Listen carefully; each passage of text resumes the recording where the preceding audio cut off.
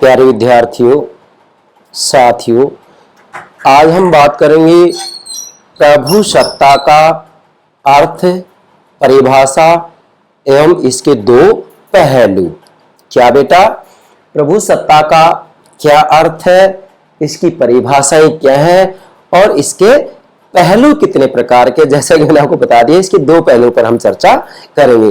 तो प्राणों से प्यारे विद्यार्थियों, आज का जो लेक्चर है वो इतना महत्वपूर्ण है कि इस अवधारणा की जानकारी ना केवल राजनीति विज्ञान के विद्यार्थियों को होनी चाहिए, बल्कि वास्तविक रूप में सभी नागरिकों को, सभी व्यक्तियों को, जनसाधारण को प्रभु सत्ता होती क्या है, इसके अभिप्राय की जानकारी होना निहायत जरूरी है। क्यों? क्योंकि हम किसी न किसी रूप में किसी सत्ता के अधीन जरूर रहते हैं, तो हमें प्रभु सत्ता की जानकारी होना निहायत जरूरी है। इसलिए मेरे प्राणों से प्यारे विद्यार्थियों, अब मैं आज आपको प्रभु सत्ता के बारे में समझाऊंगा, जिसमें कि मैंने 3 बातें ली हैं। प्रभु सत्ता का सामान्य अर्थ क्या है, विद्वानों ने इसकी क्या परिभाषाएं दी है और प्रभु सत्ता के कितने पहलू हैं। तो सर्वप्रथम मेरे प्राणों से प्यारे विद्यार्थियों, प्रतिदिन जो मैं एक लेक्चर मेरे YouTube चैनल पर अपलोड करता हूं, उसकी जानकारी, सूचना आपको प्राप्त हो सके, इसके लिए हमारे YouTube चैनल को सब्सक्राइब अवश्य कीजिएगा। आशा करता हूं आपने सब्सक्राइब कर दिया होगा। Thank you very much, thank you very much. Yes, प्राणों से प्यारे विद्यार्थियों, प्रतिदिन जो मैं एक लेक्चर अपलोड करता हूं, मैं पुनः कह रहा हूं आज कि मैं औपचारिकता नहीं निभाता हूं, मैं अंतरात्मा से कह रहा हूं कि मैं प्रतिदिन जो मेहनत करता हूं, मैं मेरे प्राणों से प्यारे विद्यार्थियों के लिए करता हूं। अन्यथा मैं अलग से इसको पेड कोर्स भी बना सकता हूं, लेकिन मैंने आपको विश्वास दिलाया है कि मैं संपूर्ण राजनीति विज्ञान का पाठ्यक्रम अपलोड करूंगा, परंतु किसी भी रूप में आपसे कोई शुल्क नहीं लूंगा। कारण कि मैंने 26-27 वर्ष हो गए महाविद्यालय में पढ़ाते हुए राजनीति विज्ञान, तो वहां पर मैंने देखा कि बच्चों को वास्तव में राजनीति विज्ञान उस रूप में नहीं पढ़ाया जाता है जिस रूप में उनको समझाया जाना चाहिए। इसलिए मैंने ये बीड़ा उठाया कि मैं क्यों ना राजनीति विज्ञान के विद्यार्थियों को YouTube चैनल के माध्यम से संपूर्ण पाठ्यक्रम बेहतर से बेहतर तरीके से समझाऊं। इसलिए मेरा ये मूल लक्ष्य है। अब मेरा जो ये लक्ष्य है वो पूरा तभी होगा जबकि मेरे विद्यार्थी मुझे तरीके से समझेंगे। और बेटा, मैं आपसे आज पुनः निवेदन कर रहा हूं कि जिन विद्यार्थियों को मेरे चैनल की जानकारी है, सभी विद्यार्थियों का परम दायित्व है कि हमारे चैनल को सब्सक्राइब करें और अन्य विद्यार्थियों को भी हमारे चैनल से अवश्य अवगत कराएं। मैं विश्वास के साथ कह रहा हूं कि मैं राजनीति विज्ञान को आपको इस रूप में समझाऊंगा कि आपको इधर उधर भटकने की कतई आवश्यकता नहीं है। अन्यथा आप तुलना कीजिएगा, किसी की भी एक वीडियो उठाइएगा, उसको आप समझिएगा, देखिएगा, उसके बाद में हमारा लेक्चर सुनिएगा, तुलना करके और तुलनात्मक पद्धति के आधार पर आप स्वयं निष्कर्ष निकालें, आप स्वयं मूल्यांकन करें। मैं उसी विद्यार्थी को श्रेष्ठ विद्यार्थी मानता हूं जो कि स्वयं मूल्यांकन करना जानता हो, अपना खुद का भी और अपने शिक्षक का भी। तो मैंने मूल्यांकन आपके ऊपर छोड़ दिया है, आप मूल्यांकन करेंगे। यस बेटा, बात करते हैं प्रभु सत्ता का सामान्य अर्थ, परिभाषा और इसके पहलू। अब देखिएगा बेटा, सबसे पहले हम इसकी पृष्ठभूमि बनाते हैं, क्योंकि आज हम प्रभु सत्ता की अवधारणा की शुरुआत कर रहे हैं, इसलिए इसकी सामान्य जानकारी होना निहायत जरूरी है। तो प्राणों से प्यारे विद्यार्थियों, वास्तविक रूप में राजनीति विज्ञान के अध्ययन का जो मुख्य विषय होता है वो राज्य होता है। क्या बोला है मैंने बेटा? आप सभी नोट कीजिएगा, क्या कि राजनीति विज्ञान के अध्ययन का जो मुख्य विषय होता है वो क्या होता है? राज्य होता है। और आधुनिक समय में राज्य निर्माण के 4 तत्व माने जाते हैं। कितने तत्व माने जाते हैं राज्य के निर्माण के? आधुनिक समय में 4 तत्व माने जाते हैं। कौन कौन से? जनसंख्या, निश्चित भूभाग, सरकार और संप्रभुता। इसमें जो चौथा तत्व मैंने बोला है संप्रभुता, वह वास्तविक रूप में राज्य निर्माण का सबसे महत्वपूर्ण तत्व है। इसलिए संप्रभुता को, प्रभु सत्ता को राज्य की आत्मा यदि कहा जाए तो इसमें भी कोई अतिशयोक्ति नहीं है। अर्थात संप्रभुता या प्रभु सत्ता राज्य की आत्मा है। तो यहां तक आप समझ गए। आधुनिक समय में राज्य निर्माण के कितने तत्व माने जाते हैं? बेटा 4 तत्व माने जाते हैं। जन साधारण भी यदि इसको समझ रहे हैं तो उन मेरे प्राणों से प्यारे भाइयों और बहनों से भी मैं निवेदन कर रहा हूं तो इसको समझिएगा। कितने तत्व माने जाते हैं आधुनिक समय में राज्य निर्माण के? 4। जनसंख्या, निश्चित भूभाग, सरकार और संप्रभुता। अब मुझे बताइएगा, क्या 1947 से पहले भारत एक राज्य था? नहीं, भारत राज्य नहीं था। क्यों नहीं था? क्योंकि जनसंख्या भी थी, निश्चित भूभाग भी था, सरकार भी थी, लेकिन संप्रभुता का तत्व नहीं था। क्योंकि हम ना तो आंतरिक रूप में कानून बना सकते थे और ना बाहरी रूप में हम स्वतंत्र थे, इसलिए प्रभु सत्ता का तत्व हमारे पास नहीं था। इसलिए 1947 से पहले भारत एक राज्य नहीं था। तो राज्य निर्माण के लिए आधुनिक समय में 4 तत्व माने जाते हैं: जनसंख्या, निश्चित भूभाग, सरकार और संप्रभुता। जिसमें हम चर्चा किसकी कर रहे हैं? प्रभु सत्ता या संप्रभुता की, जो कि राज्य की आत्मा कहलाता है, जो कि राज्य का सबसे महत्वपूर्ण तत्व कहलाता है। अब यहां एक बात और बताऊंगा मैं आपको। आधुनिक समय में तो राज्य निर्माण के 4 तत्व माने जाते हैं: जनसंख्या, निश्चित भूभाग, सरकार और संप्रभुता। परंतु यदि हम केवल भारत की बात करें और भारत में यदि प्राचीन राजनीतिक विचारकों का हम अध्ययन करें, जिसमें विशेषकर मनु, कौटिल्य और शुक्र की बात आए, तो मनु ने अपनी मनुस्मृति में, कौटिल्य ने अपने अर्थशास्त्र नामक ग्रंथ में और शुक्र ने अपनी शुक्र नीति सार नामक रचना में वास्तविक रूप में राज्य के निर्माण के 7 तत्व बतलाए थे। मतलब मनु, कौटिल्य, शुक्र और भी बहुत विचारक प्राचीन समय में भारत में जिन्होंने कि राज्य निर्माण के 7 तत्व बतलाए थे। तो इसलिए बेटा ध्यान रखना है, प्राचीन भारत के अंतर्गत राज्य निर्माण के 7 तत्व माने जाते थे, जैसा कि स्वामी, अमात्य, पुर, राष्ट्र, कोष, सेना या दंड और मित्र। ये 7 हो गए, जिसको कि मनु, कौटिल्य और शुक्र ने सप्तांग सिद्धांत की संज्ञा दी है। तो इसमें वास्तविक रूप में जो स्वामी है उस स्वामी को क्या कहा गया? राजा। मतलब राजा को स्वामी की संज्ञा दी गई है और वहां पर सभी प्रकार की शक्ति का प्रयोग वास्तविक रूप में स्वामी अर्थात राजा के द्वारा किया जाता था। इसलिए प्रभु सत्ता का वास राजा में होता था और राजा ही अपने आप में व्यवस्थापक, कार्यपालक और न्यायपालक हुआ करता था। तो यहां पर आपको यह ध्यान रखना है कि प्राचीन भारत के अंतर्गत वास्तविक रूप में राज्य निर्माण के 7 तत्व माने जाते थे, जबकि आधुनिक समय में पूरी दुनिया में राज्य निर्माण के 4 तत्व माने जाते: जनसंख्या, निश्चित भूभाग, सरकार और संप्रभुता, जिसमें हम बेटा चर्चा कर रहे हैं प्रभु सत्ता की या संप्रभुता की। अब प्रभु सत्ता के बारे में भी 2 प्रकार की विचारधाराएं हैं।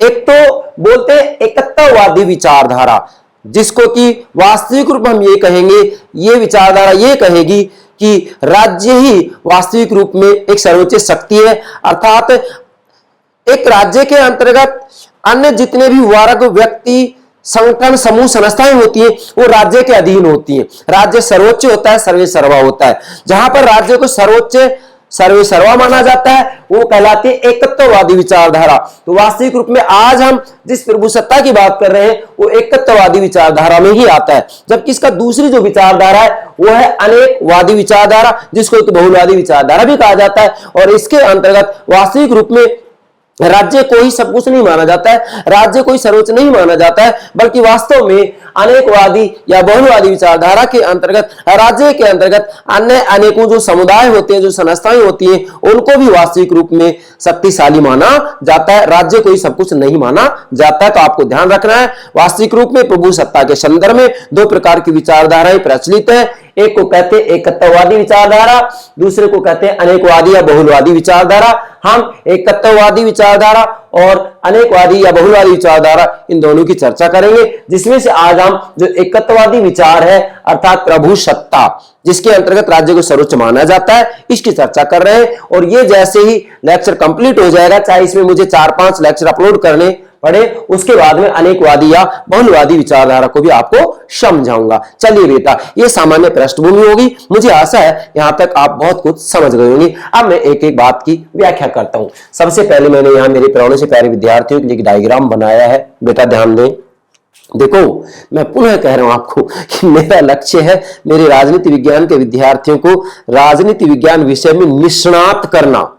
और जब राजनीति विज्ञान में निष्णात करने की बात आती है तो आपने देखा होगा मेरे प्रत्येक लेक्चर के अंतर्गत मैं पूर्वी देशों और पश्चिमी देशों दोनों की तुलना जरूर करता हूं। क्यों? क्योंकि जब तक वास्तव में विद्यार्थी को पूर्वी और पश्चिमी विचारों में निष्णात नहीं किया जाएगा तब तक वह राजनीति विज्ञान को ठीक से समझ ही नहीं सकता। इसलिए मैं प्रत्येक लेक्चर में किसी न किसी रूप में ऐसा एग्जांपल देता ही हूं, पूर्वी देशों का और पश्चिमी देशों का। प्रत्येक लेक्चर के अंतर्गत ऐसे एग्जांपल आपको मिलेंगे। क्यों? क्योंकि मैंने आपको पहले भी कहा था कि मैं राजनीति विज्ञान को केवल राजनीति विज्ञान मानकर नहीं समझाता हूं। मैं राजनीति विज्ञान को अरस्तु की शब्दावली में, राजनीति विज्ञान के पिता अरस्तु जिन्होंने अपनी पुस्तक पॉलिटिक्स में स्पष्ट रूप में कहा है political science is a supreme science, अर्थात राजनीति विज्ञान एक सर्वोच्च विज्ञान है। Political science is a master science, अर्थात राजनीति विज्ञान एक स्वामी विज्ञान है। मैं राजनीति विज्ञान को एक सर्वोच्च विज्ञान, स्वामी विज्ञान मानते ही आपको समझाता हूं। यस, नोट कीजिएगा। अब यहां मैंने लिखा है राजनीति विज्ञान के अध्ययन का मुख्य विषय राज्य है। ठीक है बेटा, नोट करेंगे। राजनीति विज्ञान के अध्ययन का मुख्य विषय क्या है? राज्य है। फिर मैंने यहां नोट किया है कि राज्य के 4 तत्वों में प्रमुख है, अर्थात आधुनिक समय में राज्य के निर्माण के बेटा 4 तत्व माने जाते हैं। जिन 4 तत्वों में सबसे जो प्रमुख है वह प्रभु सत्ता का तत्व है। 4 तत्व कौन से है? जैसा कि मैंने आपको प्रारंभ में बता भी दिया है। कौन कौन से? जनसंख्या, निश्चित भूभाग, सरकार और संप्रभुता। तो ये प्रभु सत्ता या संप्रभुता राज्य का सबसे प्रमुख या महत्वपूर्ण तत्व है। फिर मैंने यह तीर के निशान संकेत किया 7। इसका मतलब यह है कि प्राचीन भारत के अंतर्गत वास्तविक रूप में जैसे मनु, कौटिल्य और शुक्र ने, मनु ने अपनी पुस्तक मनुस्मृति में, कौटिल्य ने अपनी पुस्तक अर्थशास्त्र में और शुक्र ने अपने पुस्तक शुक्र नीति सार के अंतर्गत वास्तविक रूप में राज्य निर्माण के 7 तत्वों का उल्लेख किया है। अर्थात इन तीनों ने ही सप्तांग सिद्धांत की चर्चा की है। बेटा मनु की जो मनुस्मृति है उसके अंतर्गत 12 अध्याय है। इसमें 7वें अध्याय में वास्तविक रूप में राजनीति विज्ञान की चर्चा की गई है, राज्य के विषयों का उल्लेख किया गया है। अर्थशास्त्र में 15 अधिकरण है। 15 के 15 अधिकरण के अंतर्गत राजनीति संबंधित चर्चा की गई है। और शुक्र नीति सार जो शुक्र की रचना है इसके अंतर्गत बेटा 4 अध्याय हैं। कितने अध्याय है? 4 अध्याय है। ये भी आपको ध्यान में रखना है। तो प्राचीन भारत के अंतर्गत राज्य निर्माण के 7 तत्व माने जाते थे, जिसको कि सप्तांग सिद्धांत कहा जाता था। या ये भी कह सकते हैं कि प्राचीन भारत में राज्य निर्माण के 7 प्रकृति मानी जाती थी, 7 अंग माने जाते थे। आगे बढ़ते हैं बेटा। राज्य की आत्मा है, क्या मतलब हुआ भाई? वास्तविक रूप में जो ये प्रभु सत्ता है इसको यदि राज्य की आत्मा माना जाए तो फिर ये कहना कोई अतिशयोक्ति नहीं है। वास्तविक रूप में अगर राज्य में से प्रभु सत्ता को निकाल दिया जाए तो फिर राज्य बचा ही नहीं। जैसे 1947 से पहले भारत राज्य नहीं था। क्यों नहीं था? जनसंख्या भी थी, निश्चित भूभाग भी था, सरकार भी थी, लेकिन हम संप्रभु नहीं थे। इसलिए 1947 से पहले भारत एक राज्य नहीं था। इसको हम देश कह सकते थे, एक राष्ट्र कह सकते थे, लेकिन राज्य नहीं कह सकते थे। क्यों? क्योंकि हम आंतरिक और बाहरी रूप में स्वतंत्र और सर्वोच्च नहीं थे, हम ब्रिटिश सरकार के अधीन थे। ठीक है बेटा? तो जो प्रभु सत्ता है ये राज्य की आत्मा कहे तो कोई अतिशयोक्ति नहीं होगी। मतलब राज्य निर्माण के 4 तत्वों में जो प्रभु सत्ता का तत्व है वास्तव में वह राज्य की आत्मा है। ठीक है?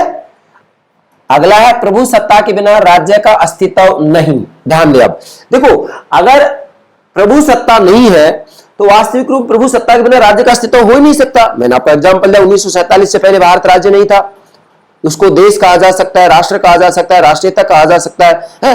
एक समुदाय, संगठन, इनके लिए भी जो है प्रभु सत्ता की कोई आवश्यकता नहीं होती। लेकिन राज्य के लिए प्रभु सत्ता अति आवश्यक है। इसलिए प्रभु सत्ता के बिना राज्य का अस्तित्व नहीं है। हाँ, विभिन्न प्रकार के समुदाय, संगठन, देश, राष्ट्र, राष्ट्रीयता का अस्तित्व हो सकता है। मतलब बिना प्रभु सत्ता के समुदाय का अस्तित्व हो सकता है, संगठन का अस्तित्व हो सकता है, देश का अस्तित्व हो सकता है, राष्ट्र का अस्तित्व हो सकता है, राष्ट्रीयता का अस्तित्व हो सकता है, परंतु राज्य का अस्तित्व नहीं हो सकता है। अब मुझे बताइएगा, अगर मैं भारत का उदाहरण दूं, तो भारत के अंतर्गत संघात्मक शासन प्रणाली अपनाई गई है। केंद्रीय सरकार और राज्य सरकारें, दो प्रकार की सरकारें। तो जो हमारे यहां पर राज्य सरकारें, जिनको एक वास्तविक रूप में प्रांत या संघ की इकाई घटक कहा जाता है, तो क्या राजस्थान, हरियाणा, पंजाब, यूपी, मतलब उत्तर प्रदेश, मध्य प्रदेश, ये राज्य है? नो। राजनीति विज्ञान की शब्दावली में उनको राज्य नहीं कहा जा सकता है। क्यों? क्योंकि इनके पास प्रभुसत्ता का तत्व नहीं है। क्या राजस्थान विदेश नीति तय कर सकता है? नहीं कर सकता है। तो इसका मतलब यह है कि ये वास्तव में जो राजस्थान, हरियाणा, पंजाब, उत्तर प्रदेश, मध्य प्रदेश, महाराष्ट्र, गुजरात इत्यादि जो हमारे प्रांत है, संघ की जो इकाइयां हैं, ये वास्तव में राज्य नहीं है। इनको अलंकारिक रूप में राज्य कहा जाता है, क्योंकि राज्य के लिए जरूरी है कि प्रभुसत्ता उसके पास होनी चाहिए। तो जो संघ की इकाइयां हैं, इनके पास प्रभुसत्ता नहीं है। इसलिए बेटा ध्यान रखेंगे, राजनीति विज्ञान की भाषा में जो हमारे भारत के अंतर्गत संघ की इकाइयां हैं, प्रांत हैं, इनको राज्य नहीं कहा जा सकता है। आप ज्यादा से ज्यादा इनको प्रांत कह सकते हैं, संघ की इकाई कह सकते हैं। ठीक है, चलिए अब हम बात करते हैं नंबर 1 प्रभुसत्ता का अर्थ और दूसरा परिभाषा। दोनों बातें ले रहे हैं। सबसे पहले इसका सामान्य अर्थ बताएंगे, उसके बाद में इसकी परिभाषा लेंगे और परिभाषाओं के बाद में इसके दो पहलू की चर्चा करेंगे। 3 बातें होगी। चलिए बेटा, अब समझना है आपको। यहां तक मैं आशा करता हूं सारी बातें क्लियर हो गई होंगी, और अगर ये बातें क्लियर होगी तो आगे की बातें समझने में हमें कोई दिक्कत नहीं है। चलिए देखो, प्रभुसत्ता का अर्थ वास्तव में अंग्रेजी के सॉवरेनिटी, क्या है ये? सॉवरेनिटी। क्या? सॉवरेनिटी अंग्रेजी में है। ये शब्द की उत्पत्ति में निहित है। मतलब प्रभुसत्ता का जो अर्थ है वह वास्तव में अंग्रेजी के सॉवरेनिटी शब्द की उत्पत्ति में निहित है। अब इसकी उत्पत्ति कैसे हुई है, ध्यान देंगे। सॉवरेनिटी शब्द लैटिन भाषा के, ये एग्जाम पूछ लिया जाता है, किस भाषा के? लैटिन भाषा के शब्द सुपरनेस, नोट करेंगे, किससे? सुपरनेस से बना है। क्या? सॉवरेनिटी शब्द लैटिन भाषा के शब्द सुपरनेस से बना है। सुपरनेस से बना है, एग्जाम पूछा जाता है ये। जिसमें जो सुपर है, ये सुपेरिया का जो अर्थ है वो सुप्रीम है। सुप्रीम का मतलब सर्वोच्च, अर्थात इसमें जो सुपर है, जिसको कि सुपेरा कहा जाता है, क्या? इसको कि सुपेरा कहा जाता है। आप इसको वैसे सुपर भी कह सकते हैं। ये सुप्रीम, सर्वोच्च, सुप्रीम मतलब सर्वोच्च होता है। मतलब जिसमें जो सुपर है, जिसमें जो सुपर है, इस सुपर का अर्थ सुप्रीम है, और सुप्रीम को हिंदी में कहेंगे सर्वोच्च। ठीक है। और एनस मतलब ये, यहां पर केवल हमने इतना लिखा है सुपर। देखो इधर ध्यान देंगे, जैसे सुपरनेस, सुपरनेस, तो ये सुपर होगा, ये नेस होगा, मतलब सुपर और एनस, नस, सुपरनेस। ये नस का अर्थ है पावर, अर्थात शक्ति है। इसका मतलब वास्तविक रूप में इस प्रकार इसका जो शाब्दिक अर्थ होगा, बेटा नोट करना, ये बात समझना बहुत जरूरी है आपको। इस प्रकार मैंने लिखा मतलब शाब्दिक, इस प्रकार इसका शाब्दिक अर्थ होता है राज्य की सर्वोच्च शक्ति। राज्य की सर्वोच्च शक्ति मतलब इसका जो शाब्दिक अर्थ होता है वो होता है राज्य की सर्वोच्च शक्ति, क्योंकि यहाँ जो सुप्रीम है वो सर्वोच्च होगा और एनएस का मतलब होगा पावर, तो इसका मतलब सर्वोच्च शक्ति। इस प्रकार इसका जो संप्रभुता है, प्रभुसत्ता है, या जो ये इधर हमने ले रहे हैं सॉवरेनिटी, जिसके अंतर्गत वास्तविक रूप में क्या जो सुपरनेस है, इस सुपरनेस का जो शाब्दिक अर्थ हो जाएगा वो हो जाएगा राज्य की सर्वोच्च शक्ति। ठीक है।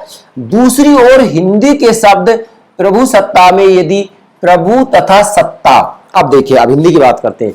दूसरी ओर हिंदी के शब्द प्रभुसत्ता, अब इसकी भी व्याख्या कर लेंगे।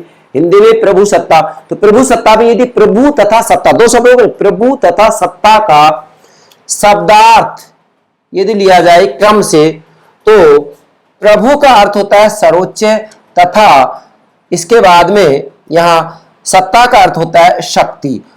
तो भी राज्य की सर्वोच्च शक्ति ही प्रभुसत्ता है। मतलब यदि हिंदी की दृष्टि से इसका शब्दार्थ देखा जाए तो भी इसका अर्थ होगा राज्य की सर्वोच्च शक्ति ही प्रभुसत्ता है। इसलिए वास्तविक रूप में जो राज्य की सर्वोच्च शक्ति है वही प्रभुसत्ता कहलाती है। इसलिए मैंने आपको कहा है कि जो एकत्ववादी है वास्तविक रूप में राज्य को सर्वोच्च शक्ति मानता है।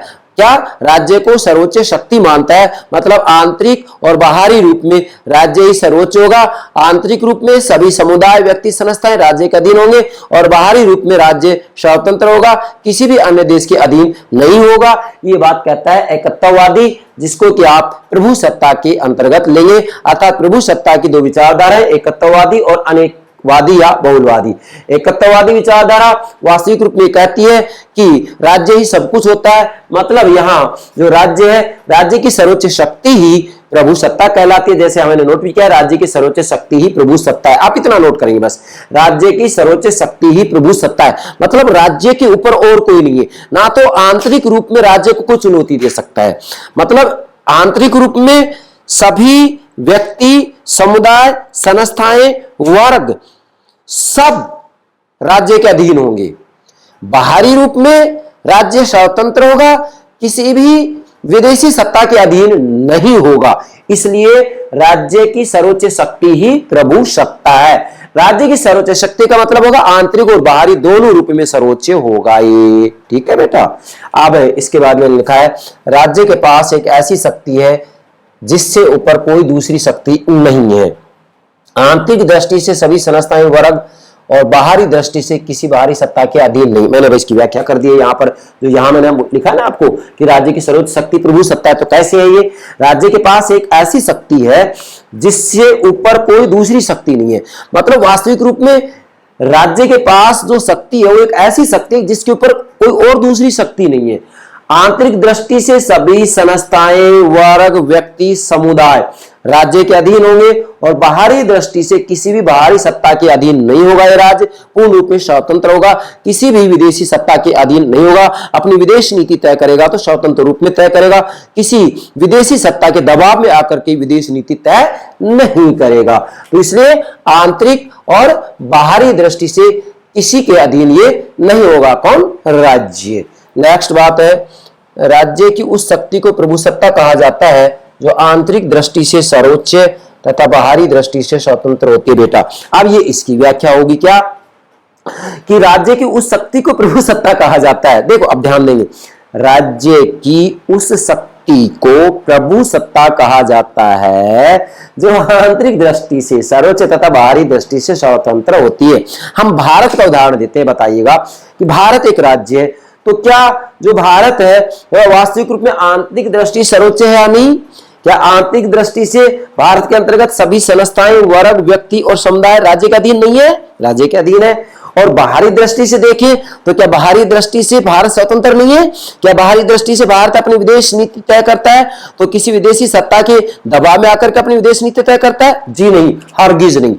वास्तव में भारत राज्य आंतरिक और बाहरी दृष्टि से किसी के अधीन नहीं है। आंतरिक दृष्टि से राज्य सर्वोच्च है, सभी जो समुदाय, संस्थाएं, वर्ग, व्यक्ति है राज्य के अधीन है। और बाहरी दृष्टि से जो भारत है वास्तविक रूप में स्वतंत्र है, किसी भी विदेशी सत्ता के अधीन नहीं है, अपनी विदेश नीति तय करता है, स्वतंत्र रूप में करता है। इसलिए आप ये कह सकते हैं कि वास्तविक रूप में राज्य की सर्वोच्च शक्ति ही प्रभु सत्ता कहलाता है। ये इसका सामान्य अर्थ होगा। आशा करता हूं इसमें जितनी भी जो महत्वपूर्ण बातें आप नोट करेंगे, नोट कीजिएगा। बाकी मैंने सब कुछ आपके सामने यहाँ नोट कर रखा है और समझा भी दिया है। इसके बाद में बेटा हम बात करते हैं प्रभु सत्ता संबंधी एकत्ववादी विचार की परिभाषाएं। चूंकि देखो जो ये प्रभु सत्ता की बात आती है, जैसे अब इसके अंतर्गत दो विचारधारा हो जाती है, प्रभु सत्ता और बहुलवाद या बहुलवादी। तो प्रभु सत्ता को लिया जाता है एकत्ववादी विचार के अंतर्गत, क्योंकि ये राज्य को सर्वोच्च मानता है, जबकि बहुलवादी कहते हैं कि राज्य ही सब कुछ नहीं है, अन्य समुदायों का भी अपना अपना योगदान होता है। इसलिए इसको एकत्ववादी कहा जाता है, क्योंकि ये राज्य को सब कुछ मानता है, राज्य को ही सर्वोच्च शक्ति मानता है। मतलब ये वास्तविक रूप में देखा जाए तो प्रभु सत्ता को, क्या प्रभु सत्ता को राज्य की आत्मा मानता है। क्या मानता है? राज्य की आत्मा मानता है। इसलिए प्रभु सत्ता संबंधी एकत्ववादी विचार की परिभाषाएं देखेंगे। अब इसमें मैंने एक तो बोंदा की परिभाषा दी है जो महत्वपूर्ण, कभी कभी कंपटीशन में परिभाषा पूछ ली जाती है, इसलिए जो महत्वपूर्ण मैंने वो नोट कर दिए। बोंदा, Grotius, Burgess, Willoughby, H J. Laski, Harold Joseph Laski, Donald Russell, आधा से रैसल, ठीक है। तो ये डेफिनेशन मैंने लिए। तो नंबर 1 है बोंदा। बोंदा क्या करे? प्रभु सत्ता नागरिकों और प्रजा के ऊपर राज्य की वह सर्वोच्च शक्ति है जो कानून द्वारा अनियंत्रित है। बेटा ध्यान दीजिएगा, बोला कह रहे प्रभु सत्ता नागरिकों और प्रजा जनता के ऊपर राज्य की वह सर्वोच्च शक्ति है, वह सर्वोच्च राज्य की, वही बात आ गया, राज्य की वह सर्वोच्च शक्ति है जो कानून द्वारा अनियंत्रित है। दूसरा, ग्रेशियस कह रहे हैं कि प्रभु सत्ता किसी में निहित वह सर्वोच्च राजनीतिक शक्ति है, पॉलिटिकल पावर, राजनीतिक शक्ति है जिसके कार्य किसी अन्य के अधीन न हो तथा जिसकी इच्छा का उल्लंघन न किया जा सके। यहां पर वही बात आ रही क्या कि वास्तविक रूप में राजनीतिक शक्ति को सर्वोच्च माना जा रहा है, राज्य को सर्वोच्च माना जा रहा है। तो कुल मिला के मूल बात यही आएगी कि राज्य की सर्वोच्च शक्ति ही प्रभु सत्ता होती है, जिसके ऊपर कोई और नहीं हो सकता, ना आंतरिक रूप में ना बाहरी रूप में। इसके बाद में लेते हैं हम वर्गीस कह रहे प्रभु सत्ता सभी व्यक्तियों तथा संस्थाओं पर मौलिक, निरंकुश तथा असीमित शक्ति। अब बेटा ध्यान देंगे, वर्गीस क्या कह रहे हैं, वर्गीस क्या कह रहे हैं, प्रभु सत्ता सभी व्यक्तियों तथा संस्थाओं पर, मतलब वास्तविक रूप में प्रभु सत्ता सभी व्यक्तियों तथा संस्थाओं पर मौलिक, निरंकुश तथा असीमित शक्ति है। वास्तविक रूप में प्रभु सत्ता राज्य का एक ऐसा तत्व है कि उस राज्य के अंतर्गत जितने भी व्यक्ति, समुदाय, संस्थाएं होती है वो सभी राज्य के अधीन होती है। वर्गीस ये कहना चाह रहे हैं। विलोबी कह रहे हैं कि प्रभु सत्ता राज्य की सर्वोच्च इच्छा होती है। अब नोट कीजिएगा, यहाँ विलोबी क्या कह रहे हैं, प्रभु सत्ता राज्य की सर्वोच्च इच्छा होती है। क्या? प्रभु सत्ता राज्य की सर्वोच्च इच्छा होती है। अब प्रभु सत्ता राज्य की सर्वोच्च इच्छा होती है तो इसका मतलब ये होगा कि आंतरिक रूप में भी सर्वोच्च है और बाहरी रूप में भी सर्वोच्च है। आंतरिक रूप में सभी व्यक्ति, समुदाय, संस्थाएं, वर्ग सब राज्य के अधीन होंगे और बाहरी रूप में राज्य स्वतंत्र होगा, किसी भी रूप में अपने विदेश नीति का संचालन करेगा, किसी भी विदेशी सत्ता के अधीन नहीं होगा, किसी भी अन्य राज्य के अधीन नहीं होगा। लास्की कह रहे संप्रभु कानूनी तौर पर प्रभु सत्ता व्यक्तियों तथा समूहों पर सर्वोच्च होता है। अब ध्यान देंगे,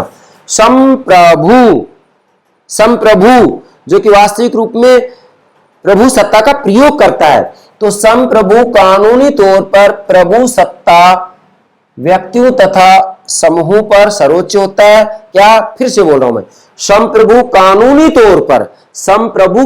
तौर पर, जैसे प्राचीन भारत के अंतर्गत जिसको स्वामी कहा जाता था, राजा को स्वामी कहा जाता था, संप्रभु कानूनी तौर पर प्रभु सत्ता व्यक्तियों तथा समूहों पर सर्वोच्च होता है और इसके पास सर्वोच्च बाह्यकारी शक्ति होती है। इसका मतलब ये होगा कि यहाँ जो लास्की कह रहे वो भी ये बात करे कि आंतरिक और बाहरी रूप में राज्य ही सर्वोच्च होता है। आंतरिक रूप में सभी व्यक्ति, समुदाय, संस्थाएं, वर्ग राज्य के अधीन होते हैं और बाहरी रूप में भी राज्य स्वतंत्र होता है, किसी विदेशी सत्ता के अधीन नहीं होता है, अपनी विदेश नीति स्वतंत्र रूप में तय करता है। डोनाल्ड रैसल, आधा से आएगा, रैसल कह रहे हैं प्रभु सत्ता राज्य में सर्वशक्तिमान और सर्वोच्च सत्ता है जो कानून या किसी अन्य चीज द्वारा सीमित नहीं है। नोट करेंगे, डोनाल्ड रैसल क्या करें, प्रभु सत्ता राज्य में सर्वशक्तिमान और सर्वोच्च सत्ता है। फिर से बोल रहा हूं, प्रभु सत्ता राज्य में सर्वशक्तिमान और सर्वोच्च सत्ता है। क्या है? सर्वोच्च सत्ता है जो कानून या किसी अन्य चीज द्वारा सीमित नहीं है। मतलब आंतरिक रूप में भी यह जो प्रभु सत्ता है वो सर्वोच्च है। क्यों? क्योंकि वास्तविक रूप में कोई भी वर्ग, व्यक्ति, समुदाय, संस्था ये सब राज्य के अधीन होंगे।